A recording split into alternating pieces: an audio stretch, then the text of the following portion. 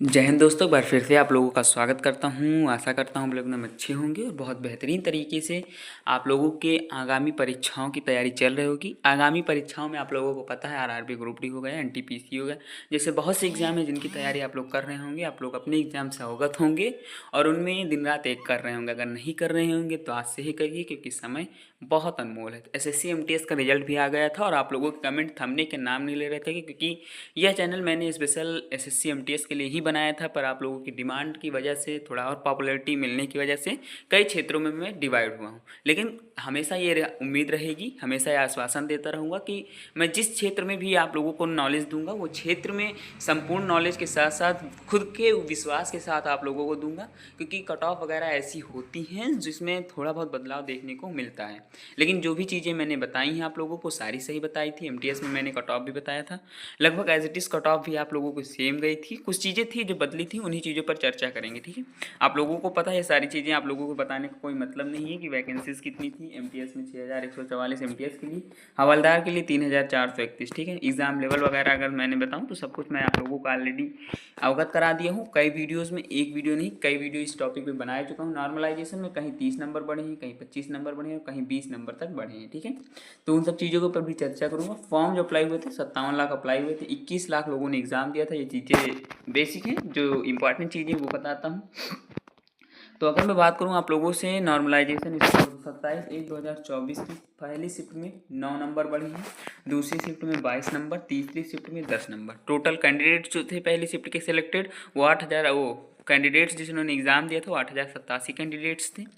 दूसरी शिफ्ट की बात करूँ तो शिफ्ट 1 में 13 नंबर बढ़े हैं और शिफ्ट 2 में 23 नंबर तक, और शिफ्ट 3 में 15 नंबर। टोटल यहाँ पे जो कैंडिडेट्स हैं 9789 कैंडिडेट्स हैं। और उसके बाद 23 तारीख की बात करूँ तो 16, 24, 14 शिफ्ट आप लोग देख लीजिएगा। 10,237। हाँ, पीडीएफ थोड़ा ब्लर आई है, उसके लिए मैं चाहता हूँ, लेकिन जब व्हाट्सएप पे पीडीएफ में डालूंगा तो एज इट इज सेम डाल दूंगा, एचडी में चली जाएगी, ठीक है।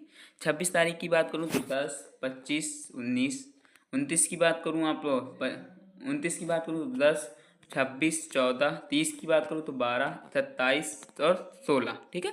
8500 कैंडिडेट्स यहाँ पर भी नॉर्मलाइजेशन में एक्सेप्ट किए गए थे। उसके बाद बात करूँ आप लोगों से 4/11/2024 की, तो शिफ्ट 1 में 11 नंबर बढ़े, शिफ्ट 2 में 17 नंबर बढ़े, शिफ्ट 3 में 16 नंबर तक बढ़े हैं, ठीक है।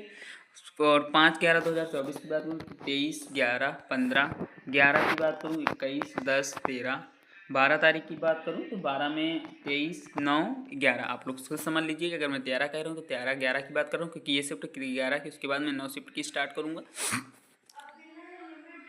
14/11/2024 में शिफ्ट 1 में 27, शिफ्ट 2 में 19, शिफ्ट 3 में 20 और शिफ्ट मतलब टोटल 18,540 कैंडिडेट्स ने एग्ज़ाम दिया था। ये अंदाज़ा जो बता रहा हूँ लगभग बता रहा हूँ, किसी प्रकार का मैं दावा नहीं करता हूँ और ना ही चीज़ों को मैं एकदम प्योरली और की तरह कहता हूँ कि 100% का, कभी मैंने ये शब्द 100% का यूज़ ही नहीं किया, ठीक है।